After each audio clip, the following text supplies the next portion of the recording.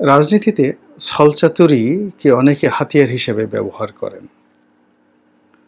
কিংবা মানুষকে ঠকানোর জন্য যুদ্ধের ময়দানে নানা রকম মিথ্যা কর্মকাণ্ড পরিচালনা করেন, অথবা সিংহাসনে বসে জনগণের হক নষ্ট করে দিবারাত্র মিথ্যা কথা বলে মদ নিয়ে, বাইজি নিয়ে, জুয়া নিয়ে, তাস নিয়ে, পাশা নিয়ে ব্যস্ত থেকে জনগণের অর্থ দুহাতে খরচ করে পুরো রাষ্ট্রযন্ত্রকে দেউলিয়া বানিয়ে দুনিয়াতে নিজেরা জাহান্নামের কীট হিসেবে পরিচিত হয়ে অনেক স্বৈরশাসক এই পৃথিবী থেকে বিদায় নিয়েছে।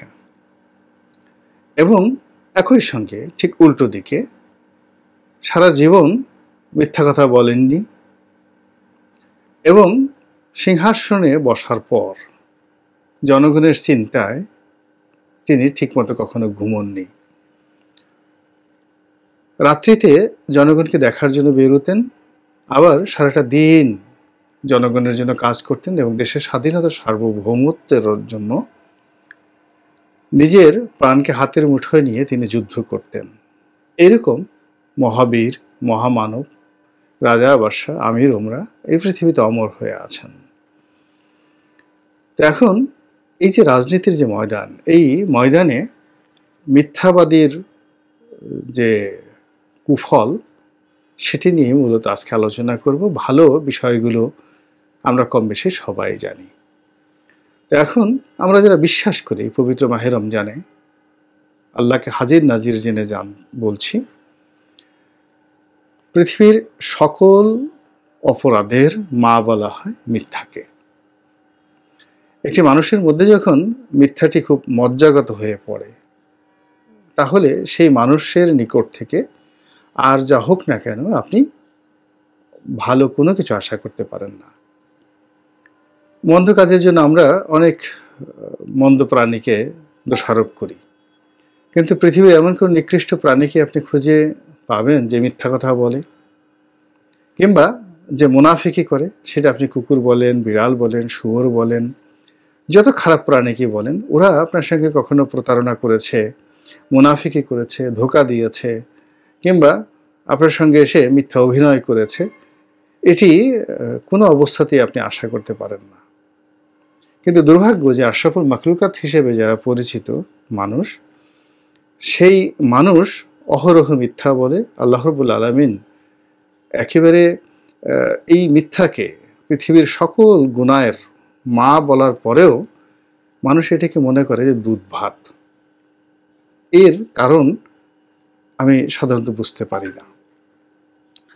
তো মানুষ এই যে মিথ্যাচার করে, পরিবারের সঙ্গে করে, এই করার ফলে পরিবার তার যে বরকত থাকে সেই বরকত উঠে যায়। সে নিজের সঙ্গে প্রবঞ্চনা করে, মানে নিজের সঙ্গে অনেক মানুষ মিথ্যা কথা বলে, নিজে নিজে মিথ্যা কথা বলে, এবং এটিকে বলা হয় আত্মপ্রবঞ্চনা। এর ফলে কি হয়? তার উপর থেকে রহমত এবং বরকত উঠে নেওয়া হয়, এবং আপনি তার চোখে মুখের দিকে তাকালে, তার কথাবার্তার ধরন দেখলে, তার পোশাক পরিচ্ছদ দেখলে, তার খাওয়া পড়া দেখলে আপনি বুঝতে পারবেন যে এই লোকটি মিথ্যুক। এরপর সবচেয়ে যখন মানুষের উপর কোনো মিথ্যাবাদী নেতা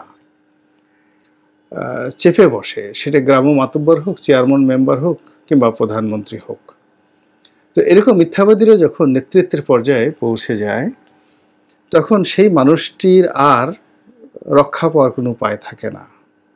তওবা বলেন, দান বলেন, সদকা বলেন, যা কিছু হোক না কেন, কোনো মিথ্যাবাদী বাদশা তার ক্ষমার কোনো রকম সম্ভাবনা দেখা যায় না। এর কারণ হলো তার মিথ্যার কারণে এত মানুষের অভিশাপ, এত মানুষের দুঃখ, কষ্ট, যাতনা, বেদনা সেই মিথ্যাবাদীকে আঁকড়ে ধরে। এর ফলে কি হচ্ছে? পৃথিবীর সমস্ত মিথ্যাবাদী যে সকল রাজা এবং বাদশা ছিলেন, তারা এই জমিনের বুকে এতটা, মানে কি বলবো, দুঃখ, কষ্ট, যাতনা, লাঞ্ছনা, গঞ্জনা, অপমান নিয়ে এই পৃথিবী থেকে নির্মমভাবে মৃত্যুবরণ করেছে। স্বাভাবিক মৃত্যু নয়, যা বলে শেষ করা যাবে না। এবং মিথ্যাবাদী বলতে যা বোঝায়, আরবিতে মিথ্যা শব্দের অর্থ কাজ্জাব, মানে যিনি মিথ্যাবাদী, তো তাকে কাজ্জাব বলা হয়। তো কাজ্জাব বলতে মুসাইলামাতুল কাজ্জাব মানে যে ব্যক্তিটির উপর মিথ্যাবাদীর উপাধি একেবারে গত 1400 বছরে সিল ছাপ্পর মারা হয়ে গিয়েছে যে নামটির উপর, তিনি হলেন মুসাইলামাতুল কাজ্জাব।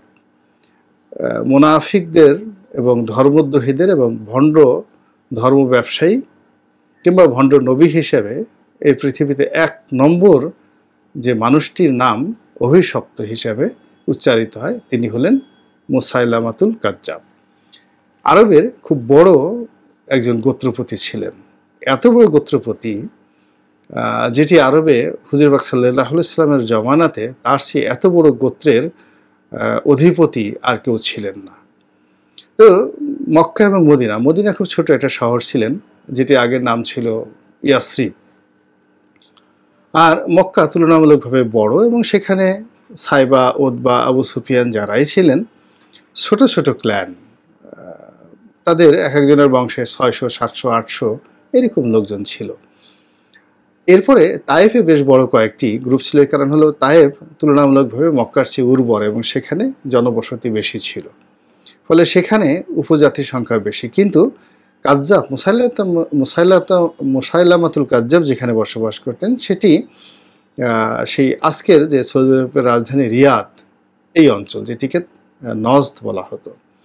তো এই নজদের যত বড় বড় বেদুইন গ্রুপগুলো ছিল, এই বড় বড় বেদুইন গ্রুপগুলো মূলত এই কাজ্জাব মুসাইলামাতুল কাজ্জাব তার যে গোত্র সেই গোত্রের অধীন ছিল, ফলে তিনি অনেকটা কিংশিপ রাজার মতোই জীবনযাপন করতেন। তো তিনি ইসলামে দীক্ষিত হলেন, আল্লাহ রাসূলের দরবারে এলেন এবং আল্লাহ রাসূলের প্রতি মানুষের যে ভক্তি এবং শ্রদ্ধা দেখে তার খুব লোভ হলো এবং তিনি একবার প্রকাশ্যে বলেই ফেলেন যে ইয়া রাসূলুল্লাহ, আপনি আর আমি একটা সন্ধি করতে পারি।